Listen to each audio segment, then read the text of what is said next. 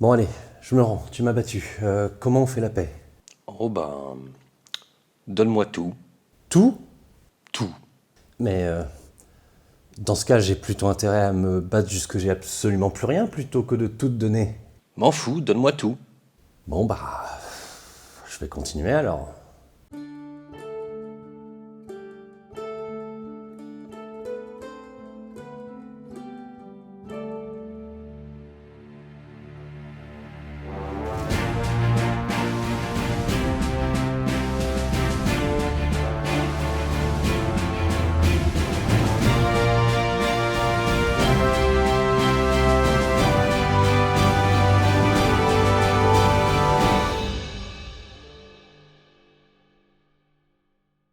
Aujourd'hui, nous entamons une nouvelle série de 4 vidéos pour aborder comme faire se peut certaines failles du système de guerre napoléonien. Le but n'est pas de faire un réquisitoire contre Napoléon, ni même de le mettre au centre en fait. On va surtout essayer de dépersonnaliser la période. En partant du constat que le projet impérial a mené à une défaite totale de la France, nous allons nous questionner pour essayer de déterminer les facteurs qui ont mené à un tel résultat. Car s'il est indéniable que l'aspect militaire a joué pour beaucoup dans les premiers succès de cette période, on ne peut nier que ce même aspect a également joué dans l'autre sens par la suite. Aussi, cette série se construit comme une exploration conceptuelle des failles militaires de l'Empire, mais pas exclusivement. Il conviendra de parler projet politique, contrôle des populations et des territoires ou encore histoire économique, tout en gravitant autour de l'histoire militaire napoléonienne. Et aujourd'hui, nous allons commencer par questionner le projet diplomatique impérial, qui, comme vous allez le voir, est profondément lié à l'émergence d'une nouvelle forme de guerre. Et pour l'illustrer, nous allons parler de la bataille de Wagram ainsi que de ses suites diplomatiques. Mais trêve de bavardage et place au contexte. Cette bataille a lieu en Autriche les 5 et 6 juillet 1809 et met plus ou moins un terme à la 5e coalition. Cinquième coalition pas très folichonne puisqu'elle rassemble surtout le Royaume-Uni et l'Empire d'Autriche. Mais déjà, on va essayer de comprendre comment on en est arrivé là. Si on parle de 5e coalition, c'est parce que, depuis la Révolution française, il y en a eu 4 autres. Pour l'expliquer très rapidement, la France vainc chacune de ces coalitions, ce qui amène de nombreuses recompositions territoriales. Les traités de Lunéville en 1801 et d'Amiens en 1802 créent un nouvel équilibre intégrant France, Espagne et République batave aux puissances stabilisatrices de l'Europe avec Autriche, Russie et Prusse. Je vais très vite. Mais cet équilibre s'avère beaucoup trop précaire, notamment du fait de nombreuses provocations diplomatiques par la France, à travers notamment certaines annexions en Italie. Donc c'est de nouveau la guerre. Ah, et la France est devenue un empire aussi. Bonaparte avait déjà fait son coup d'État pendant la guerre de deuxième coalition, mais il se fait sacrer empereur en 1804. Les deux nouvelles guerres, de 3e et de 4e coalition, accouchent des succès napoléoniens les plus connus. Ulm, Austerlitz pour la 3e, Jena-Auerstedt et Friedland pour la 4e. À terme, le traité de Tilsit en 1807 consacre la pleine puissance continentale du Premier Empire, alliée à de nombreux territoires en Italie, en Allemagne ou aux Pays-Bas, avec l'Espagne et une nouvelle proximité avec la Russie. La Prusse est extrêmement affaiblie, l'Autriche et le Royaume-Uni sont isolés. À ce moment-là, on peut dire que la France semble assez intouchable. Son armée a une réputation d'invincibilité, son emprise territoriale a l'air grande, et les jeux d'alliance classiques sont rompus. Aussi, le plus grand enjeu pour l'Empire, c'est de mettre à bas la puissance britannique. Cette dernière, bien consciente qu'elle ne peut laisser tomber l'Europe entre les mains d'une seule puissance, use de tous les moyens à sa disposition et aide notamment financièrement tous ses alliés potentiels. En face, la France n'arrive pas à mettre en place un rapport de force maritime lui laissant entrevoir la possibilité d'une invasion, a fortiori après Trafalgar. La solution va devoir être économique. Le blocus continental, qui consiste à isoler commercialement la Grande-Bretagne en fermant toute l'Europe, est mis en place dès 1806. Mais il a une grosse faille, le Portugal. Et là, je vous la fais courte parce qu'on y reviendra, mais en gros, l'Espagne n'arrive pas à mettre au pas son voisin. Donc, pour tout simplifier, Napoléon s'empare de sa couronne. Ce qui mène en 1808 à la guerre d'indépendance espagnole, énorme bourbier dans laquelle la Grande Armée va s'enfoncer. Du coup, en 1809, il y a une espèce d'occasion pour la Grande-Bretagne et l'Autriche pour changer l'équilibre. Parce qu'on va pas se le cacher, la situation actuelle leur convient pas trop. Je vous passe les détails, mais c'est pas non plus une évidence à ce moment-là de s'attaquer à la France. La Prusse aurait bien voulu s'engager, mais dans les faits, elle n'a pas grand-chose à proposer depuis la dernière guerre, donc elle évite. D'autant plus que la Russie, après avoir obtenu la possibilité de faire la guerre aux Ottomans sans intervention de la France, ne cherche pas vraiment à s'engager dans un nouveau conflit. Bref, si le Royaume-Uni sait déjà qu'il va intervenir, c'est moins évident pour l'Autriche. Cette dernière s'est engagée dans de nombreuses réformes pour essayer de copier la grande armée française.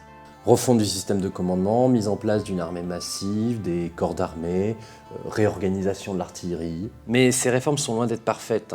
Cela prend du temps, d'autant plus que celles-ci demandent aussi de changer de culture militaire. Bref, en 1809, c'est pas encore évident que les forces autrichiennes puissent s'opposer aux forces françaises. Ceci étant dit, ces dernières ne sont pas au top non plus. Une très grande partie des troupes expérimentées sont bloquées sur des théâtres secondaires, notamment en Espagne. Du coup, ça tergiverse, mais finalement, le pari est fait. Le 10 avril 1809, l'Autriche déclare la guerre à la France et frappe directement la Bavière, membre de la Confédération du Rhin, alliée à la France. Alors on a vraiment beaucoup à faire, donc vous m'excuserez, mais on va pas trop s'intéresser à la campagne. Retenez surtout que cette première phase de la guerre met en danger une grande armée d'Allemagne clairement en infériorité numérique. Mais en réagissant promptement et par une manœuvre audacieuse à Landshut, les forces françaises parviennent à retourner le déséquilibre et passent à l'offensive. On remarquera deux autres théâtres, une invasion autrichienne du Grand-Duché de Varsovie que nous ignorerons, et une campagne dans le nord de l'Italie où les Français sont en infériorité. C'est donc par la Bavière que l'armée commandée par Napoléon entre en Autriche. Si les combats sont nombreux et rudes, le résultat de la campagne en général est sans appel.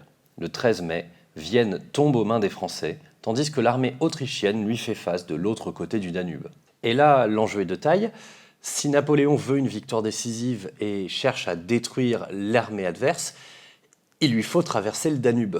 Et ça, c'est pas une mince affaire, surtout quand il y a l'armée ennemie sur l'autre rive, même si elle se tient un peu en retrait. Et là-dessus, les Français, Napoléon en tête, vont se montrer un poil trop pressés.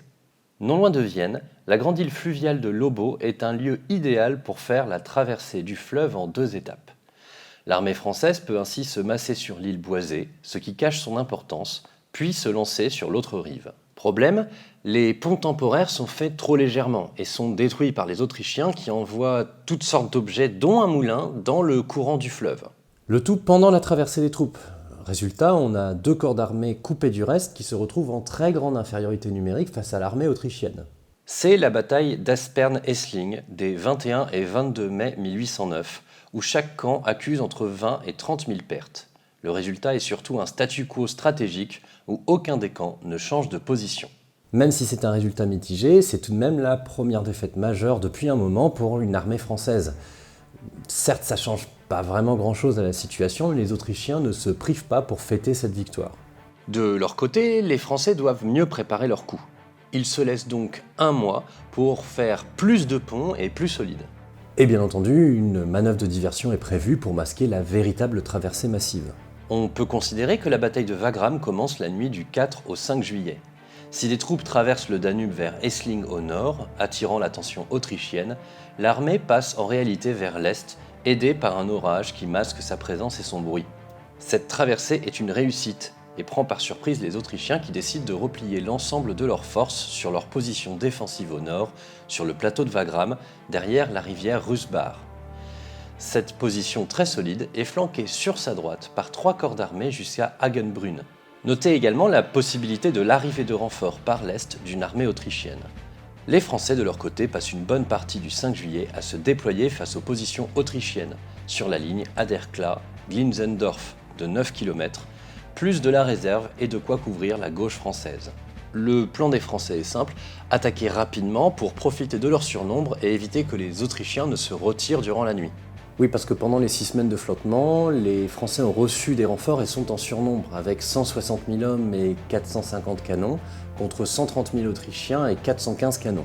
Notez également que l'armée française n'est en réalité pas exclusivement composée de soldats français. Pour pallier au manque de troupes, on voit ici les débuts d'une armée impériale multinationale. On a ainsi des Saxons, des Bavarois, des troupes de l'armée d'Italie. De plus, pour vous donner une idée du déficit d'expérience de cette armée, notez que 2/3 des soldats de l'armée française n'ont pas fait plus de 8 mois de service. On est donc très loin d'une grande armée composée de soldats ayant vécu toutes les campagnes victorieuses précédentes. Ça joue. Quoi qu'il en soit, avec la possibilité de renforts autrichiens par l'Est, le temps presse. Ainsi, en fin de journée, une attaque générale est ordonnée, mais celle-ci n'est pas coordonnée. Si certaines troupes autrichiennes reculent au centre sur Wagram, une contre-attaque est aisément organisée et les troupes françaises, sans soutien entre elles, voire en se faisant des tirs amis à cause des uniformes, reculent. Aderklaa est le théâtre de combats de rue très disputés. À la fin de la journée, les Français n'ont avancé nulle part.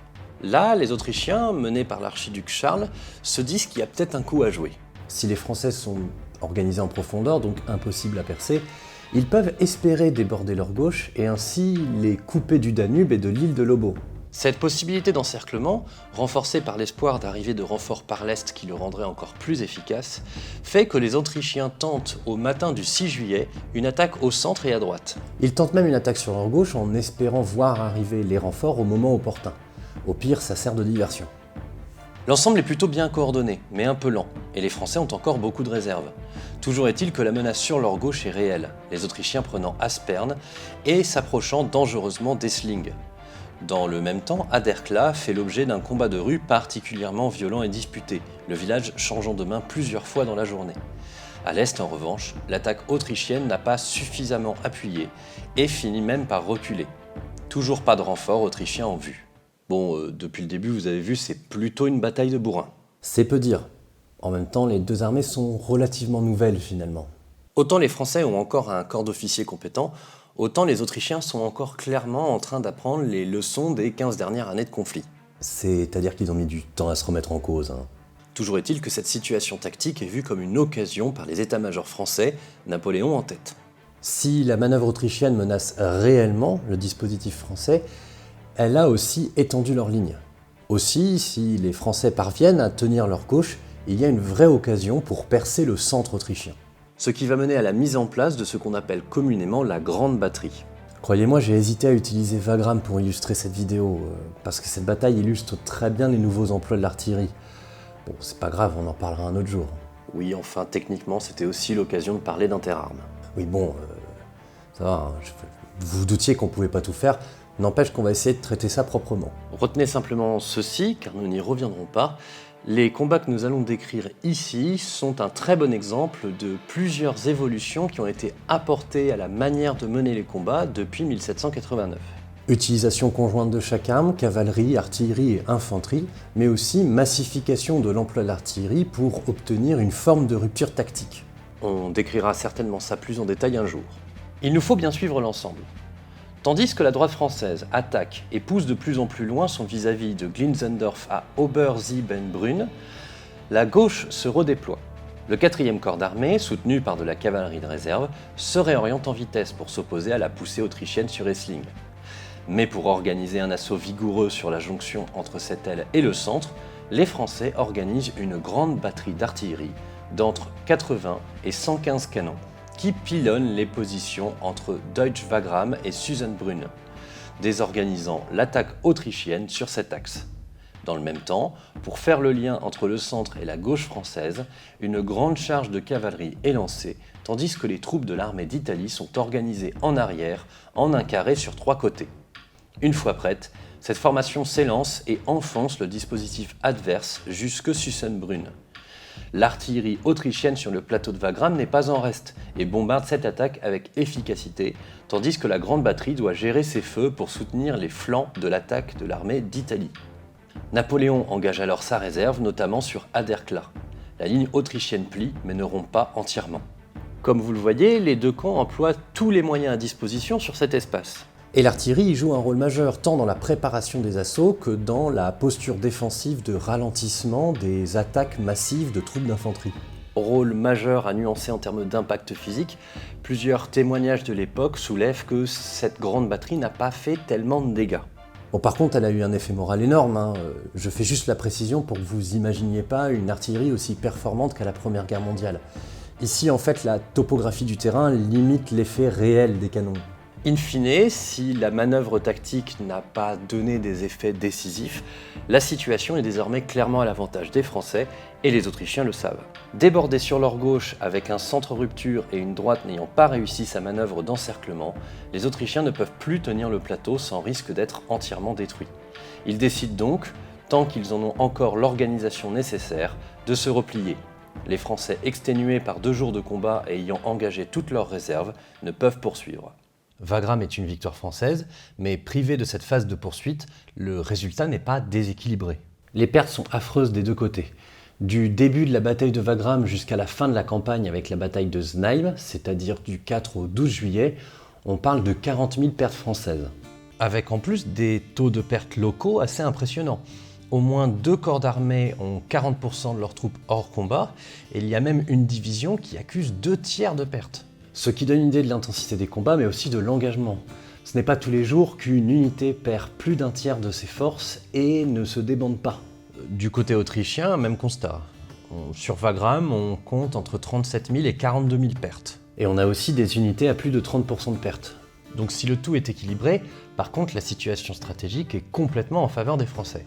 Ils tiennent Vienne et l'armée autrichienne n'a désormais plus grand-chose d'autre à faire qu'à survivre. Bon, dans les faits, les Français manquent de force également, sont loin de leur soutien logistique et n'ont pas intérêt à faire durer le conflit sous peine de voir d'autres pays s'y engager. Aussi, après la bataille de Znaïm, les Autrichiens demandent une armistice que les Français acceptent avec joie. Cette dernière est signée le 12 juillet 1809. Alors, je ne rentre pas dans le détail des autres opérations de guerre. On a le Tyrol qui s'est soulevé contre les Français et doit être maîtrisé, un débarquement en Hollande par les Britanniques et une expédition très bizarre d'un duc autrichien en Allemagne. C'est pas hyper intéressant. Toujours est-il que le traité de paix, lui, est signé le 14 octobre. Signe de cette victoire en demi-teinte qu'est Wagram, puisque les négociations qui ont suivi ont été compliquées. Et c'est ce qui va nous intéresser ici. Bien que la bataille de Wagram soit un pivot dans l'implication de certains concepts militaires, on va s'intéresser ici à quelque chose qui accompagne forcément les guerres, leur projet diplomatique. Et dans cette vidéo, j'aimerais vous montrer en quoi la vision napoléonienne de l'Europe est une faiblesse majeure du système de guerre napoléonien. Et on va pour cela s'appuyer sur l'exemple que sont les négociations qui ont suivi Wagram entre le Premier Empire et l'Autriche des Habsbourg. Déjà, première remarque, l'armée autrichienne est sauve. En ayant des routes de repli prévues pour chaque corps d'armée avant la bataille, son repli s'est effectué en bon ordre. Conséquence, les négociations de paix ont lieu avec une armée encore opérationnelle. Ce qui n'était pas le cas pour la Prusse après la campagne de Pologne 1807 par exemple. Ces négociations sont donc engagées avec certes une position dominante et victorieuse des Français, mais également avec une possibilité de reprendre le conflit. Avec la menace encore présente d'une intervention extérieure, ce que les Français craignent vraiment, d'autant plus que l'Espagne et le Tyrol soulevés engagent encore des forces. Aussi s'engage une espèce de danse durant laquelle les Autrichiens essaient de se glisser dans le système d'alliance des Français pour y semer le trouble. Ce qui, in fine, vise à forcer les Français à revoir leurs exigences à la baisse. Et pour comprendre ce jeu de puissance géopolitique, ce sera quand même plus simple avec une carte. Dans l'ensemble, et pour simplifier, il y a principalement 3 acteurs. La France et son réseau d'alliés vassaux, l'Autriche et la Russie, techniquement alliée à la France. Et c'est bien cette Russie qui a le plus à voir dans cette histoire.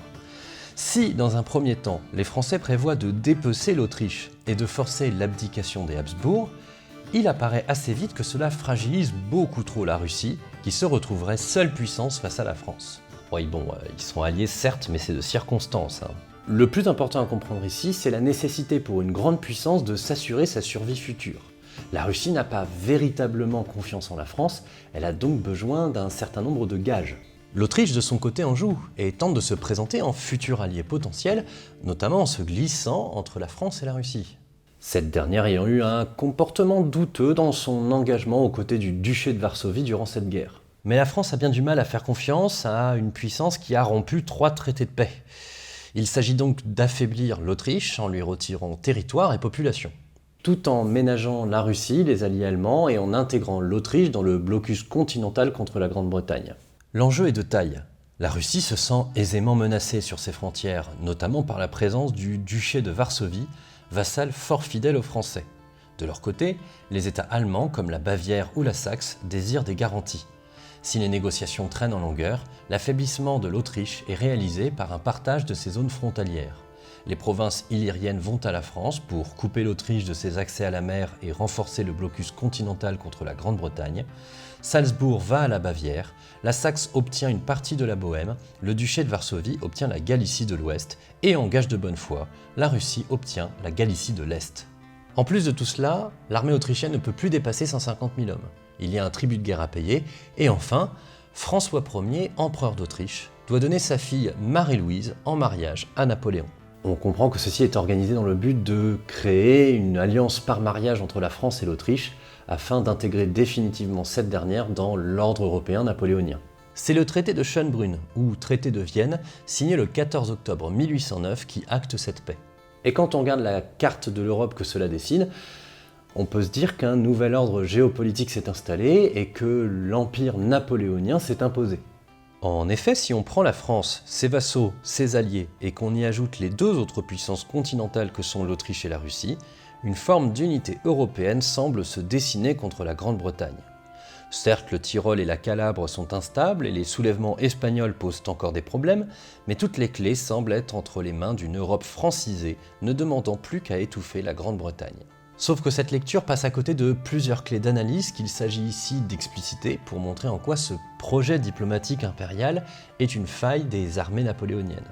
Alors je sais qu'on a déjà duré, mais il est important de comprendre cet aspect. Il va nous être impératif dans cette série de lier guerre et politique. Il ne s'agit pas ici de décrypter comment fonctionne le système diplomatique français à l'époque, mais plutôt de déterminer les mécanismes qui lient les guerres de coalition et les phases de paix. Dans un premier lieu, il est important de souligner que l'équilibre proposé par l'Empire français est une remise en cause radicale de l'ordre européen qui avait prévalu jusqu'à la Révolution, l'ordre westphalien. On en avait discuté avec la vidéo sur la guerre de 30 ans, mais en gros, les traités de Westphalie de 1648 imposent un certain ordre européen avec le principe d'équilibre des puissances. L'idée est simple, créer un équilibre dans lequel aucune puissance ne peut imposer sa volonté à toutes les autres. Le but étant d'assurer aux États leur survie future. Toute négociation doit se faire en respectant cet équilibre, sous peine de justifier une coalition pour défendre ce principe. Aussi, on le comprend bien, dès qu'un État grandit trop, s'il veut insérer sa nouvelle puissance dans l'équilibre, il doit ménager les autres. L'équilibre westphalien n'est pas forcément un équilibre fixe. Des guerres sont encore possibles, mais pour fixer des réarrangements de cet équilibre. C'est ainsi que la France a pu changer de frontière, ou que la Prusse a pu s'imposer comme nouvelle puissance continentale durant le XVIIIe siècle. Elle ne l'a pas fait en détruisant l'équilibre des puissances, mais en devenant un nouvel acteur reconnu par les autres. Dans cette Europe dite westphalienne, ce sont les jeux d'alliance qui sont la clé des équilibres et de la sûreté des États. Or, je ne sais pas si vous avez remarqué, mais l'Europe impériale, c'est pas exactement ça. Au contraire, on observe dans l'Europe issue du traité de Schönbrunn une puissance centrale, la France, autour de laquelle gravitent des vassaux, des alliés mineurs, et enfin les trois dernières puissances continentales, Prusse, Autriche et Russie. Mais il ne faut pas lire ces espaces comme uniformisés. Au contraire, cette carte, c'est plutôt l'aboutissement d'un projet issu du Directoire, régime politique de la Première République de 1795 à 1799. Cette vision se construit selon un triple ensemble censé protéger la France après un état de guerre continuel durant la Première Coalition. Trois espaces successifs. La nation française en tant que telle, le cœur de l'Empire par la suite, un glacis en voie d'intégration économique et administrative avec les Pays-Bas, la Rhénanie, l'Allemagne du Sud et l'Italie du Nord, et enfin les marges, servant plus ou moins de marche de protection. Face à cet ensemble, les autres puissances n'ont donc plus qu'à se positionner en tant qu'ennemis ou alliés. Les traités de paix successifs amenant tour à tour la Prusse, la Russie et l'Autriche dans le camp impérial. Et cela ressort totalement dans le traité de Schönbrunn où les territoires centraux économiquement sont rattachés à la France. Dans le même temps, ceux plus secondaires sont donnés aux États vassaux et les territoires trop éloignés servent à renforcer le duché de Varsovie. Au total, 3,5 millions d'habitants sont retirés à l'Autriche, dont seulement 400 000 vont à la Russie. Autant vous dire que voir cette marche militaire qu'est le duché de Varsovie se renforcer, ça la met très mal à l'aise. Car de fait, il n'y a plus aucun équilibre des puissances dans cette situation. Et ça a des conséquences très pratiques sur la place du militaire dans la gestion des crises diplomatiques. En position d'hégémonie, la France peut tout à fait agir de manière arbitraire. Ce qu'elle fait plusieurs fois en annexant unilatéralement des territoires à l'espace national, comme les Pays-Bas en 1810. Tandis qu'en face, aucun État n'est assuré de pouvoir remettre en cause cet arbitraire sans se mettre en danger vital. Comme la Prusse, l'Autriche et la Russie. Aussi, le projet diplomatique napoléonien fonctionne sur deux motivations. La première est celle de l'adhésion, c'est-à-dire une acceptation du nouvel ordre européen. La deuxième est celle de la contrition militaire, c'est-à-dire que de toute manière, ils n'ont pas trop le choix. Et dans un premier temps, c'est l'adhésion qui a le plus servi, notamment parce que l'ordre français se construisait en opposition à un ordre mondial britannique. Le Royaume-Uni étant accusé d'être un tyran des océans, empêchant le libre commerce mondial, plusieurs puissances comme le Danemark, les Provinces-Unies ou l'Espagne se sont d'abord ralliées au projet continental français. Mais avec la mise en place d'une hégémonie factuellement sans partage, le tyran des océans a fini par être remplacé par un tyran du continent. Après la paix d'Amiens en 1802 notamment, le blocus continental fut de plus en plus imposé et les politiques de francisation des administrations et économies ont créé de réelles tensions. L'adhésion a donc de plus en plus laissé la place à la contrition qui, avec la supériorité de l'armée impériale, n'a fait que renforcer l'hégémonie française, mais également la critique de cette dernière. En bref, ça a légèrement polarisé la question. Mais surtout, ça a rendu ce système continental bien plus dépendant de ses victoires militaires que de son système d'alliance. Ce qui peut dramatiquement ressembler de plus en plus à une fuite en avant, d'autant plus que chaque nouvelle campagne crée son lot de mécontentement, notamment dans les régions limitrophes ou celles qui doivent participer à l'effort de guerre. Ajoutez à cela l'effet réel d'un ressentiment des puissances humiliées par plusieurs campagnes et qui ne cherchent qu'à se venger. D'ailleurs, cette situation peut également expliquer le fait paradoxal que la France impériale ne déclare quasiment jamais la guerre. Sûre de sa force, elle se permet souvent des provocations diplomatiques qui mènent au conflit. Ou au contraire, lorsqu'elle semble faiblir, ses adversaires préfèrent tenter le coup alors qu'ils se tenaient tranquilles jusque-là, parce qu'ils y voient une occasion de changer un équilibre qui ne leur convient absolument pas.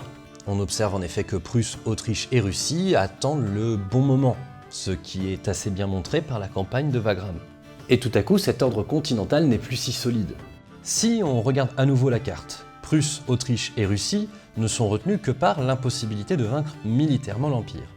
Ajoutez à cela des régions de plus en plus mécontentes du blocus continental, ou des appropriations économiques des Français, comme l'Italie du Nord, l'Allemagne du Nord, les Provinces-Unies, et même les révoltes armées sérieuses de Calabre, du Tyrol et bien évidemment d'Espagne, et vous obtenez tout à coup un espace bien plus morcelé.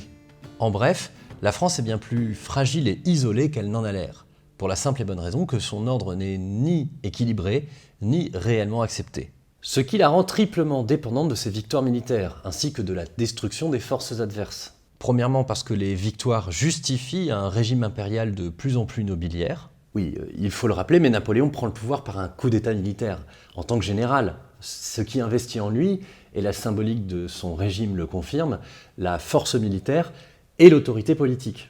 Deuxièmement, pour maintenir sa position internationale face à des alliés de façade. Ceci étant, Napoléon ne se fait pas vraiment d'illusions, même s'il semble croire que son mariage a définitivement calmé l'Autriche, ce qui s'avérera ne pas être le cas. Et troisièmement, pour maintenir son emprise sur des territoires nationaux ou vassalisés. Car la moindre défaite peut réveiller les velléités de révolte des populations mécontentes. Mais ça, on le verra dans le prochain épisode. Et finalement, la bataille de Wagram représente assez bien cette faiblesse par dépendance à la victoire et à la destruction de l'adversaire. En effet, tout le monde a bien senti que les Autrichiens avaient pour une fois tenu la comparaison avec les Français. En d'autres termes, les adversaires apprennent. Et il n'est pas exclu qu'ils finiront par s'adapter entièrement et auront, à terme, un outil militaire capable de résister à l'armée impériale française. Et de fait, c'est ce qu'il va se passer puisque la campagne que nous venons de voir était la dernière campagne victorieuse de Napoléon. Et voilà, c'est la fin de cet épisode, j'espère qu'il vous a plu. Quant à moi, je vous remercie de m'avoir écouté et je vous souhaite une bonne journée.